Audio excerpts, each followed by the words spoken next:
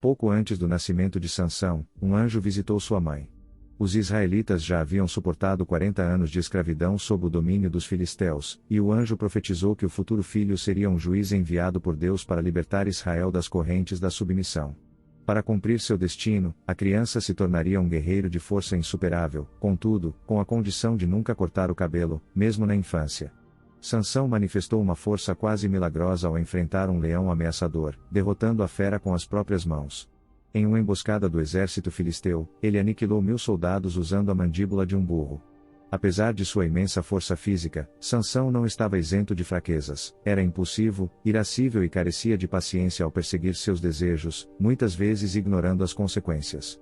O Espírito de Deus começou a se manifestar em Sansão durante um acampamento entre as cidades de Surá e Ashtang, no Éden. Mais tarde, ao visitar a cidade de Timnat, ele se encantou por uma mulher filisteia. Ao retornar, expressou seu desejo aos pais, que sugeriram que ele considerasse uma mulher israelita para se casar.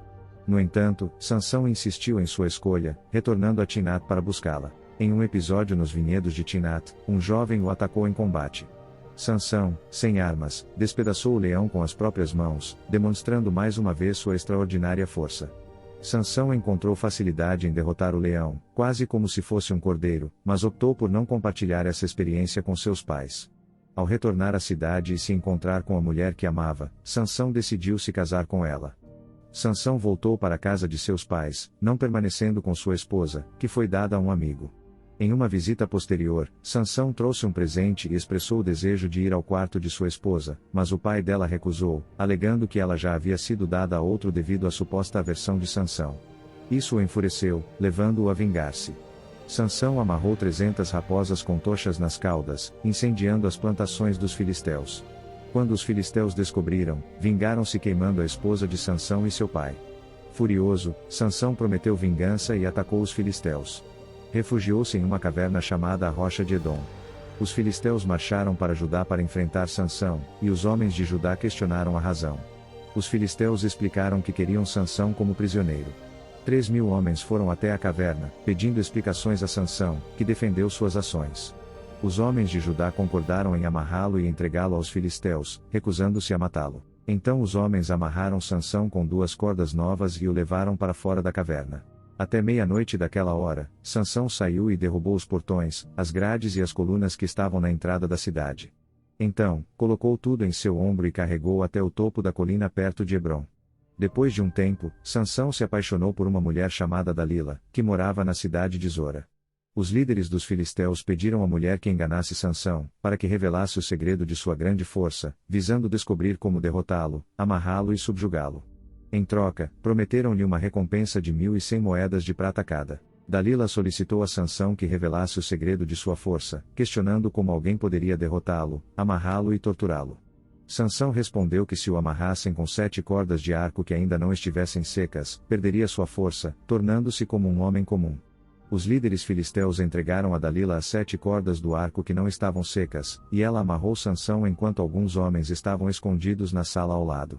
Dalila disse a Sansão que os filisteus estavam atacando, levando-o a quebrar as cordas como se tivessem sido derretidas pelo fogo. Os filisteus ainda não conheciam o verdadeiro segredo da força de Sansão. Dalila, desconfiada, confrontou Sansão por supostamente mentir. Ela pediu a verdade sobre como amarrá-lo e derrotá-lo. Sansão respondeu que, se fosse amarrado com cordas novas que nunca tivessem sido usadas antes, perderia suas forças e se tornaria como um homem comum. Dalila trouxe essas novas cordas e amarrou Sansão, enquanto alguns homens aguardavam na sala ao lado. Ela mais uma vez alertou Sansão sobre um ataque dos filisteus, mas ele quebrou as cordas como se fossem insignificantes. As tranças de seu cabelo haviam sido cortadas. Ele se levantou para enfrentar os filisteus, confiante em sua força habitual. No entanto, percebeu, para sua surpresa e horror, que sua força o abandonara. Sansão estava agora tão vulnerável quanto um homem comum. Dalila, cumprindo sua traição, havia cortado as 7 tranças de seu cabelo enquanto ele dormia. Sansão, finalmente, revelou que nunca tivera seu cabelo cortado, pois era dedicado a Deus desde o nascimento, e essa era a fonte de sua força extraordinária. Dalila, ciente de que Sansão havia falado a verdade, informou imediatamente aos líderes filisteus. Eles retornaram, trouxeram o prometido pagamento em dinheiro e aproveitaram a vulnerabilidade recém-descoberta de Sansão. Sansão, inconsciente da traição de Dalila, adormeceu com a cabeça em seu colo. Os filisteus enviaram um homem para cortar o cabelo de Sansão. O homem cortou todas as 7 tranças, e com isso, Sansão perdeu toda a sua força sobrenatural. Quando Dalila o alertou sobre o ataque dos filisteus, Sansão acordou, esperando escapar como antes. No entanto, desta vez, Sansão não percebia que sua força o havia abandonado completamente. Sansão, privado de sua visão, foi capturado pelos filisteus, que o levaram para Gaza. Lá, arrancaram seus olhos e o aprisionaram com correntes de bronze, obrigando-o a trabalhar na prisão 1000. Apesar disso, o cabelo de Sansão começou a crescer novamente.